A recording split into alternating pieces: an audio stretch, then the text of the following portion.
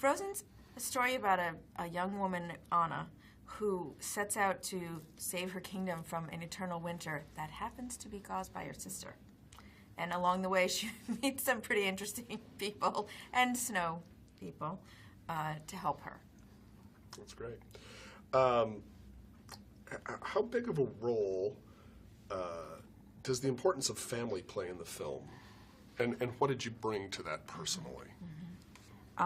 The main theme of Frozen is about fear versus love, sort of the power of love over fear. Right. And it's a very important theme to us, and there's no greater way to tell that story, we think, through the love of family. We have romantic love in the film, of course, but we wanted to push it and look at a different kind of love that resonates with everyone, whether you're, have brothers or sisters, and so, yeah. Was that, yeah? That's good. And this one's really sort of for both of you. They're calling the film an epic comedy adventure. Can you speak first to what makes it funny? There's a lot of humor in the movie from many of the characters. In fact, our protagonist, Anna, she's a very fun, lively, funny character. But what I love is that it always comes from who they are or the situations we put them in, so it feels very genuine and relatable humor. Right. And then what makes it an epic adventure? Well, I mean, the scope of the setting of the Arendelle and the deep fjords and the giant mountains landscape that they're struggling in, I think is epic to begin with, but the themes themselves are quite big. I mean, fear versus love are giant concepts, and these characters all hang on that theme in some way. Some exploit love, some exploit fear, and in doing that, you put them through a heck of a lot. So. We always talked about the environment being a character, and you can see that in the movie. There's a lot of scope and scale, and a lot of technology was used at the studio to actually allow the characters to interact with the environment, interact with the snow.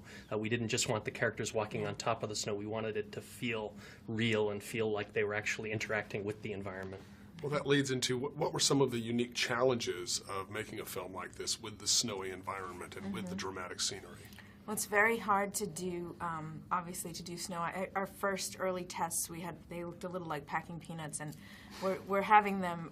We needed, powdery snow and compact snow, not to mention ice, and ice that looks like real ice and not glass, and can hold a lot of color. And then you're throwing a blizzard on top of that. So our effects team was pushed to the limits. They had to create brand new software and keep reworking it, and we're really proud of what they've done. They did their research, too. We sent the animators and effects artists to Cheyenne, Wyoming to walk through waist-deep snow. We sent our art direction team up to an ice hotel in Canada to see how light reflects and refracts with the elements, and we didn't want ice to simply be a reflective surface because there's actually depth to it, so all of those things required a real coordination between our software engineers and our artists to come up with the tools that allowed them to do that. One of the best collaborations we had was working with Kristen Bell. Anna is Anna in a large part because of her.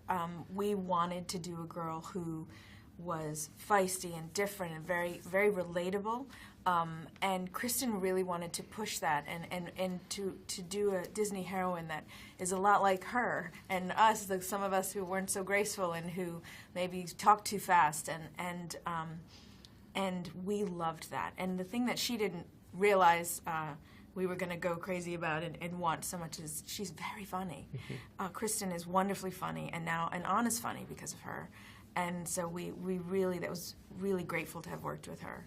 People may not realize, but we work with the actors over a fairly long period of time, and they come in several times, many times. And they actually, what we love about this cast is they were all willing to work with us, to improvise in the room, to really find the character voices, and then it made it easier for Jen as writer to start writing for them. It was a really collaborative process. When we brought Josh Gad in for the first time, we had a rough scene.